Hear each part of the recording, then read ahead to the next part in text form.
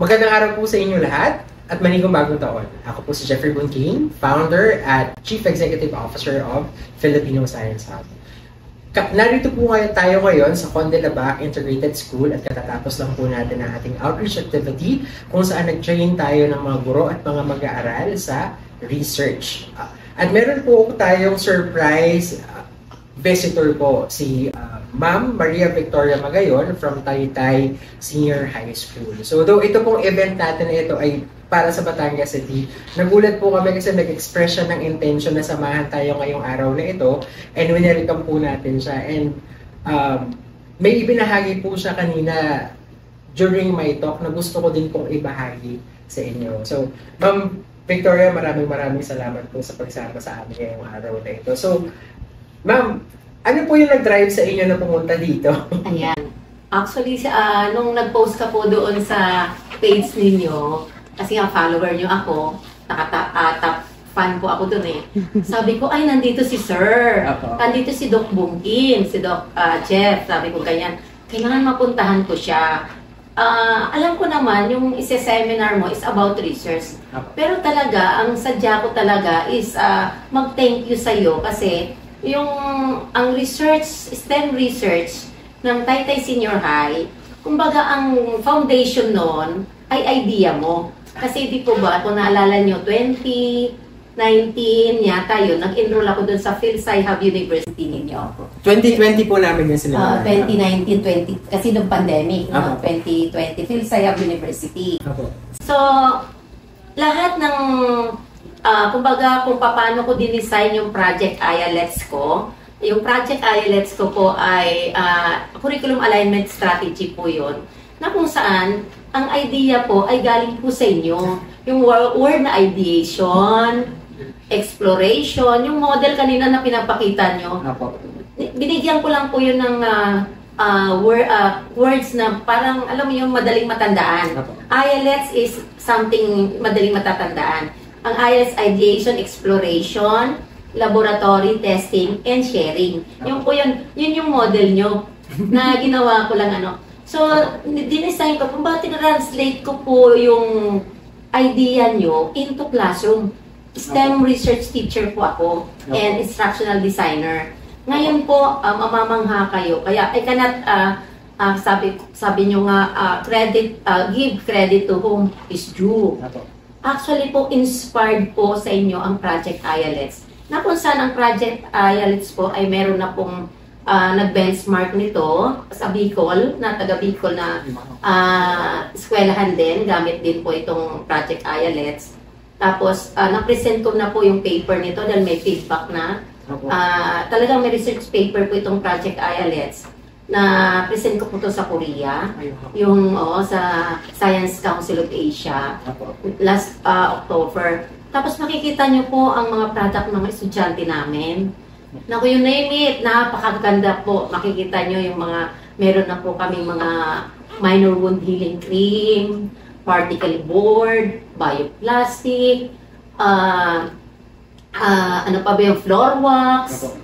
Open po kasi sabi, di ba, yung hindi mo papatayin yung creativity. Yes po, yes po. So yun talaga ang ano ko, sabi ko, nandito si Doc Bungkin, hindi pwede, hindi ko siya puntahan. Anyway, drive away. Bale, 2 oras pong nag-drive si Ma'am papunta po dito sa Batangas. So all the way from Rizal. So nung una po nung in-approach niyo ako, parang naguguluhan po ako kasi I always see you in all of our sessions. You're always there. Eh sabi ko, itong content na to na experience na ni Ma'am. Yes. And so ako po para sabi ko, bakit gusto ni Ma'am yung in-person? And then ako Ma'am, maraming salamat po sa pag-share po ninyo nitong experience ito. Kasi sa totoo lang po, when we conceptualize our PhilSci Hub Research University, yung ginawa niyo po, yun po talaga yung aming ultimate goal. Na may mag-adapt po ng mga schools. Kasi po, ang ginawa lang po namin is to plant the seed of research. Kung ano po yung kailangan maintindihan ng mga estudyante na to make what seemingly complex simple and to make it clear po sa kanila na very important ang research and development to build the Philippines. You know, like as an economic power of the future. So, maraming Ang ano kasi dun, sir, bakit ako nag-enroll sa inyo? Kasi nga, math major ako. Wala akong background sa science. So, nung inassign sa akin ng STEM research, so alam ko naman, ang STEM research is more in scientific research. So, more on application ng chemistry, physics, and mathematics. Sabi ko, kailangan na ang teacher ay mas sa estudyante. Kaya, wala akong the system is from the PhilHealth I have.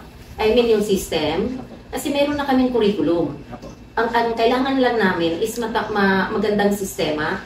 Yung, kumbaga, yung scaffolding. Yung mga materials ko, confident ako na tama. Bakit?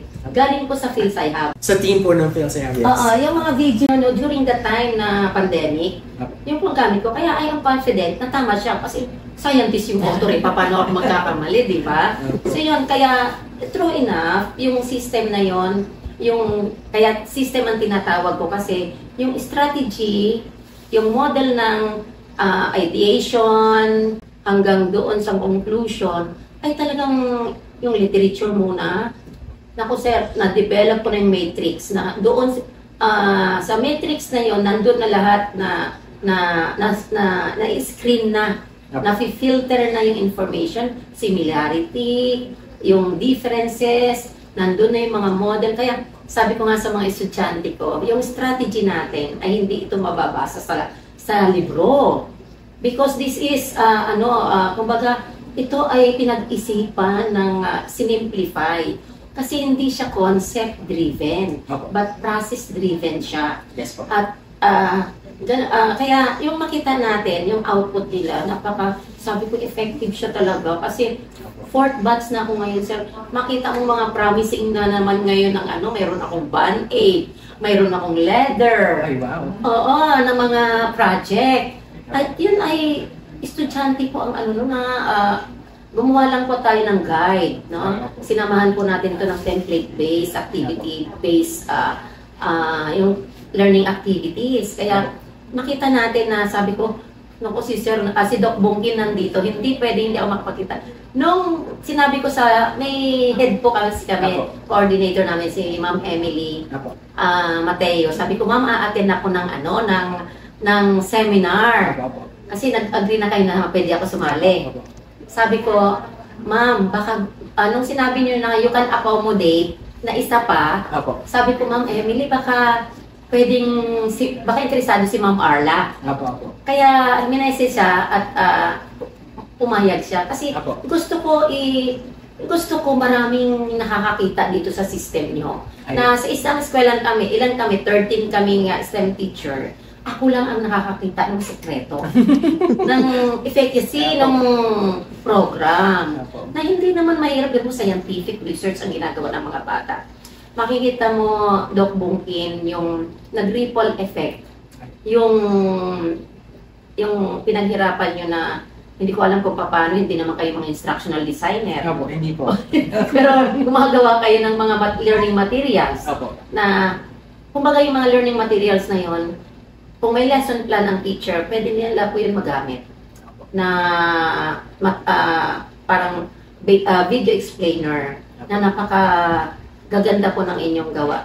Yun po ang aking, bakit ako napunta rito. Bali, yung naging approach po namin din, ma'am. Hindi man namin naranasan maging teachers, naranasan po kasi namin maging estudyante. Yes. So kung ang goal po namin ay mas maparami pa yung mga Filipino scientists na susunod po sa mga yapak at mas magiging magaling kumpara sa amin, alam po namin yung endpoint, alam namin paano maging estudyante. So yung pag-design ng experience po, through the materials po. And meron rin po kami tulong from pedagogical experts na mga kasama po natin from PNU, for example. So ginagabayan rin po nila kami sa pag-design namin yung mga materials. Pero ako, ma'am, I commend po yours and like Ma'am Arla's effort po to continue your learning and development. And ang pinaka nagustuhan ko po dun, ma'am, was you were able to come up with something out of what we started na napakaliit lang naman po nun. And ibinabahagi niyo po sa mga kasamahan niyo sa Bicol, and then you're also able to share it in an international forum. Yes. So, doon pa lang po, kaya po kanina parang sobrang na-emotional ako habang sinishare nyo siya during my talk. Kasi kami po, when we were working tirelessly since 2020 pa po, ang goal po namin is yung ma-realize yung kaparehas nung ibinahagi ninyo. Pero we've been doing this, hindi na po kasi namin na-monitor yung impact ng aming ginagawa. And so, to hear po na at least meron pong isang institution na gumagamit po nung sinimulan namin at meron na pong 4 na generations ng students na nag-benefit. Ay, nako, ang sarap-sarap po ng ng tulog namin lahat mamaya, and I would like to also share this with my PhilSci-Hub team. So kasi po, hindi lang naman po kasi ako yon, marami po kami. And then I'm hoping that this also siguro po plants the seed of inspiration sa mga kaparehas nyo rin pong guro na kahit ano pong gawin ng mga kaparehas ko, ang force multiplier po natin ay mga teachers. Okay. I would also like to thank lahat po nakakolaborate naman sa Batangas City, like si Dr. Rebecca Pagkaliwagan, kasi po, whenever I ask, she shows up and she brings and she gathers people. So, just today po, we had trained about 11 STEM teachers po, and then 25 STEM students in junior and senior high. So, hanggat meron po nagpapakita at uhaw sa pagkatuto, palagi po kaming babalik at babalik. Grabe ma'am, maraming salamat po.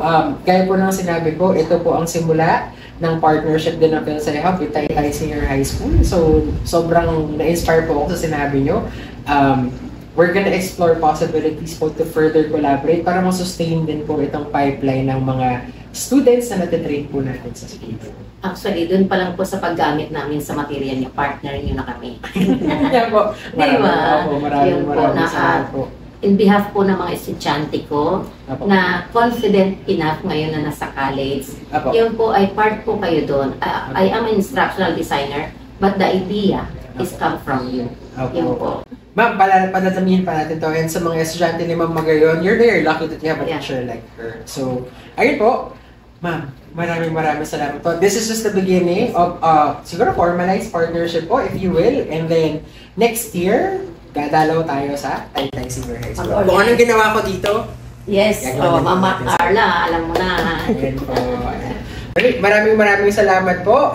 And excited na po kami sa pipeline ng projects na inihahanda namin para sa inyong lahat, mga taga-subaybay po ng Filipino Science Hub ngayong taong 2024. So again, maraming salamat po, and take care, and we will see you again soon. Salamat po.